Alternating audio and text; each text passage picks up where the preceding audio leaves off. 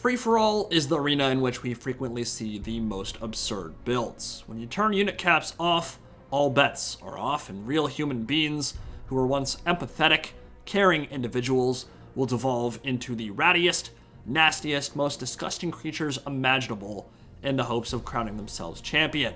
Sometimes these armies are obscenely strong, sometimes these armies are incredibly stupid, sometimes, in their haste to dominate, people forget the basics. It's another wild showdown at the Warpstone Crater, and the Empire just kicked off World War Wagon. The Panzer Division is on the move. Steam tanks, Black Lions, and wagons of war, led by their Kaiser Karl Franz. So, gigantic amounts of firepower for the Imperials, solid maneuverability as well, but perhaps a bit weak to say an army of Phoenixes and Griffins led by Eltharion the Grim. Certainly seems like the kind of build they might struggle against, but then again, this is free-for-all, and each player has 3 enemies to worry about, not just 1. Knight commands the Elves of Tor Gaval with an air force that would put the fear of Azurian in any man, a legion of Griffins and Birds of Flame at his command. Articuno, Moltres, lacking Zapdos, and lacking something even more important. Literally anything on the ground. Our boy forgot that you can't just have flyers, or you'll have constant leadership penalties until at least one of your flyers lands. Not a death sentence yet, but potentially problematic. And the Greenskins have entered the fray with the mother of all Gobbo hordes. By the malicious moon of Mork, that is a lot of Night Goblins. They'll be joined by Debigon Rogue Idol, a Feral Wyvern, a Feral Hydra, and Grom the Paunch. Okay, this should be interesting, as all the recent free-for-alls have tended to be. We got Blaka and the Dark Elves, Morathi, the Chill of Sontar, Shades, Dark Shards, and Sisters of Slaughter, supported by a few bolt throwers. And as this battle gets underway, well, they're going after Morathi and Sulafet, and the opening salvo will come in the form of Ember Storms, the Arcane Phoenix's magical tornado of fire and death. The Dark Elves are not even remotely ready to face an army like this one, and if you're the High Elves here, you want to get the Knights of Tor Gaval and Eltharion on the Chill of Sontar, snacking on that Hydra, while you put 1 Phoenix on each of the Dark Shards and Shades, and there'd be literally nothing Blaka could do. Some of his army's vanguard deployed away from the main force, so there's no mass and nothing to kill this many birds. I would not spend much time chasing after Morathi and her Dark Pegasus. They're a bit too fast for even the Phoenix to catch. But here comes the Lil Wah. Almost 2,000 Night Goblins bravely charging up that hill into what looks like certain death, but not before some nice focused fire on Morathi, who's dropping Soul Stealers like it's her job, because it is. Cannot see that working out well for the Goblin Horde. I believe this will be a Xenocidal campaign, and that was not a good fiery convocation, either a misclick or a misunderstanding of how that spell works, which is a bit sad, because it could have been a lot of carnage if it was placed well. And it's a nightmare situation for Debigon Rogue Idol, left behind by his so-called friends. He was not invited to the pizza party at Grimgor's house, and now the bully Karl Franz with Galmaraz and his artillery Chad buddies are coming over to beat him up and call him mean names. Won't somebody think of the Colossus? Please!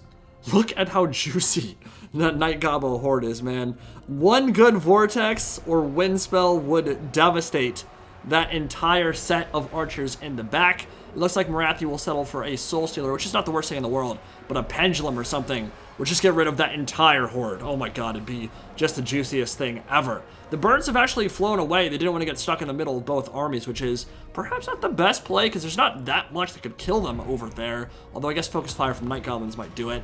Focus Fire from Black Lions, War Wagons, and Steam Tanks has quickly brought the Chungus low. He was forgotten and left for dead, and death came swiftly for the Rogue Idol, though he did get a few good wallops in on Karl Franz and Deathclaw. Mayhem and carnage has been unleashed in the 3-way war developing on the other side of the dunes.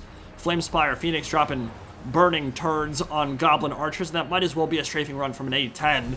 Get out the Gowie Avenger, my dudes. Doombolt coming down, and the J-Dam has landed. And the Night Goblin Horde is screeching and running for the edge of the map.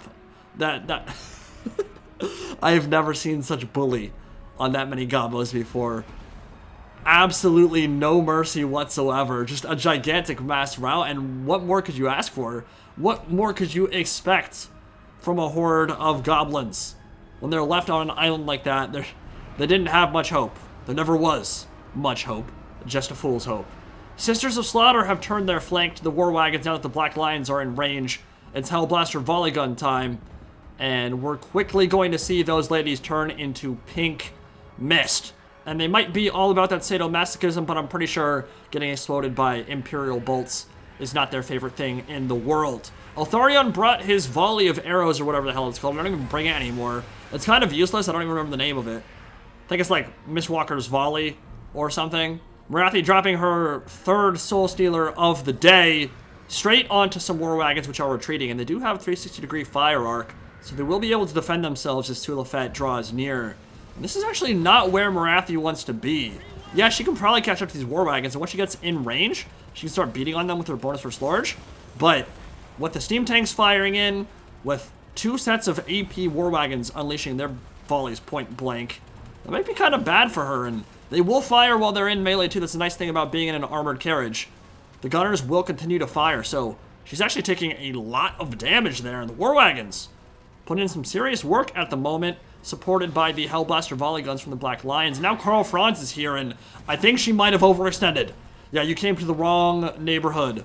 See you in Age of Sigmar, you dirty hoe. Go on, take a warpstone bath. Get yourself nice and cleaned off. Morathi's gone.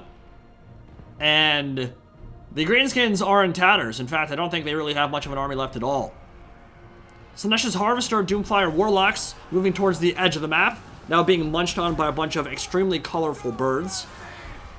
Grom the Paunch is being subjected to excruciating treatment at the moment. Weak to Flame, being munched alive by a bunch of Flamespire Phoenixes and the Knights of Tor Gaval. And over here, Rakar's Scourge Runner Chariots running through a heck of a lot of Night Goblin Archers that are still somehow alive.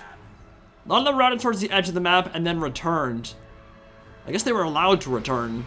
They just don't pose much of a threat at this point. Greenskins are in third place at the moment, but not for long. They have no army left. The Chill of Sontar and the Shades have grouped up and taken the crest of this hill. So the war wagons will naturally want to keep their distance. There are a couple things that might force them closer, like the bolt throwers, but I believe they have more artillery firepower than the bolt throwers do themselves, so they should be content to sit back and do some trading. One issue is they would love to shoot into these Shades, and the Shades are invisible at the moment. Karl Franz got a quick glimpse of them, and is closing in with Foe Seeker as the steam tanks open up.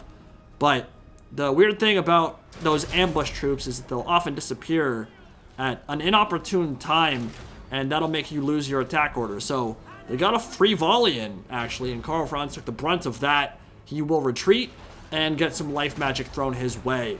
But if you turn your flank to the Black Lions ROR, the Hellblaster volley guns will punish you pretty heavily, and the Shades are feeling that. It hurts. It hurts a lot. They need to stay invisible until they're in range. Gotta send some Shades, or rather Dark Shards up front, to take the brunt of those volleys and just hang on to whatever you can. Now, the High Elves are making a mistake here. This isn't a Tropic Thunder situation where you never go full flyer, but if you're going to do that, you must make a beeline towards all of your opponents. You cannot spend any of your time pussyfooting around, because if you do, your leadership will continue to drop. So he has no troops on the ground.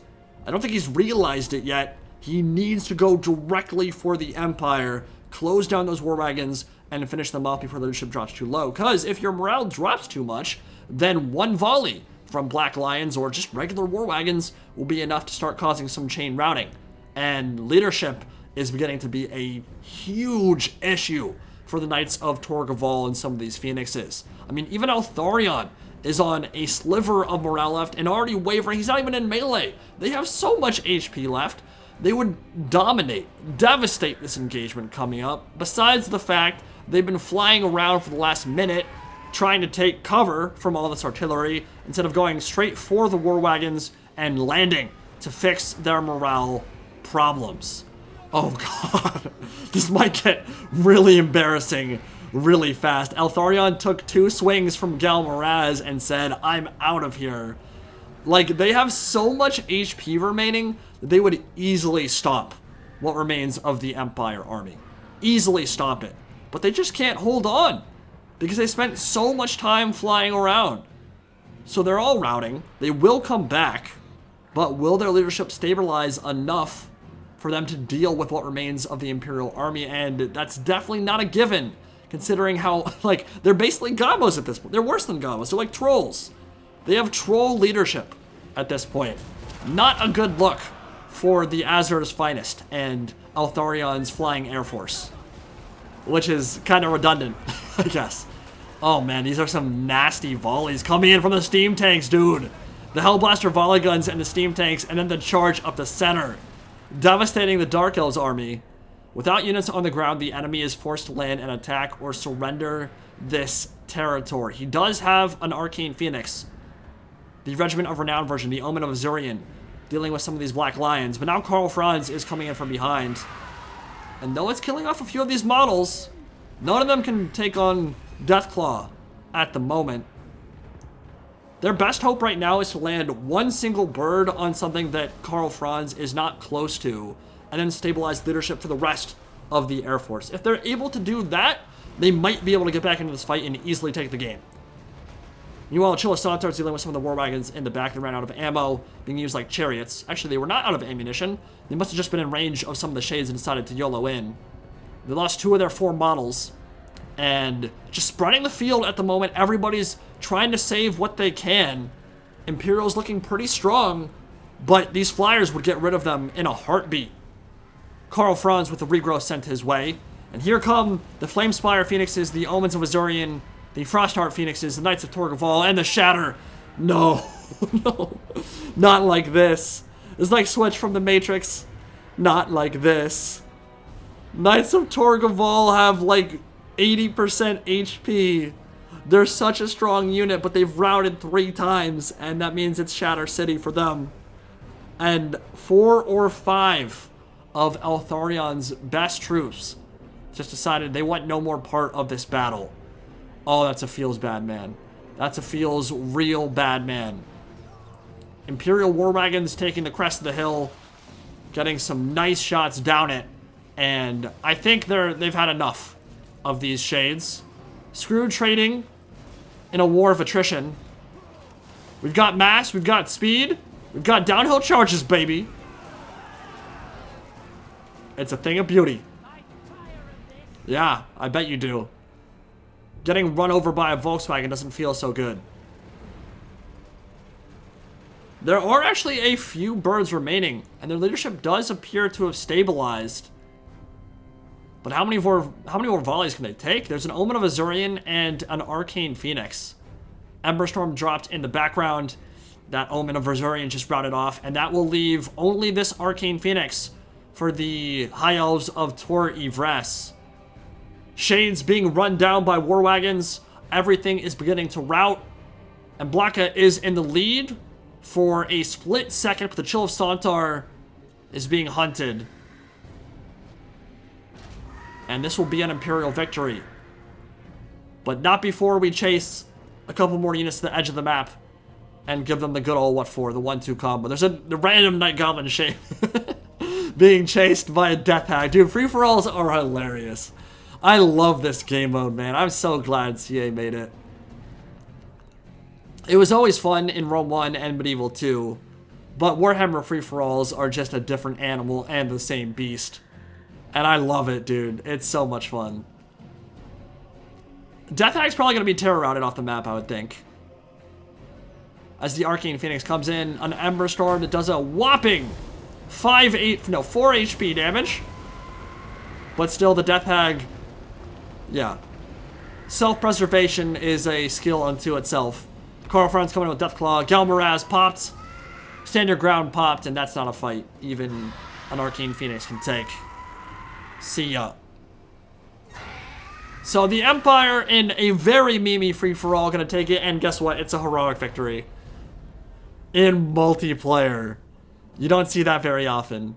Heroic victory in a free-for-all battle. That is hilarious. And it really boiled down to Knight and his army composition. Just bring one unit on the ground. Or even just remember that if you only have flyers, you'll take leadership penalties and you're good to go.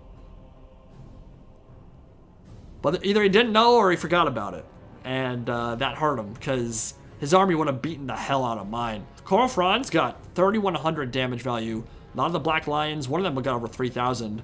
Rest were around 1200, 1400. So all of them got good damage sent the way of the enemy. Spread the field nicely.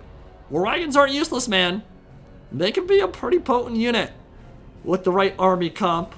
Very trolly army comp, but certainly one that can work. Honestly, I think Knight should have just gone for me at the start. If you wanted to get a ton of points and ensure that you didn't have to worry about getting focus fire down, like sure, you would take some damage on the way in, but there's no way my army could deal with that many flyers. And this Night Goblin army from the Sexy Bean, thrown to the wolves. Had no chance against this many birds of prey. Knights of Tor Gaval did great. I mean, honestly, all the birds did great, but they had so much more to give. And they just ran out of steam because of leadership. Really funny.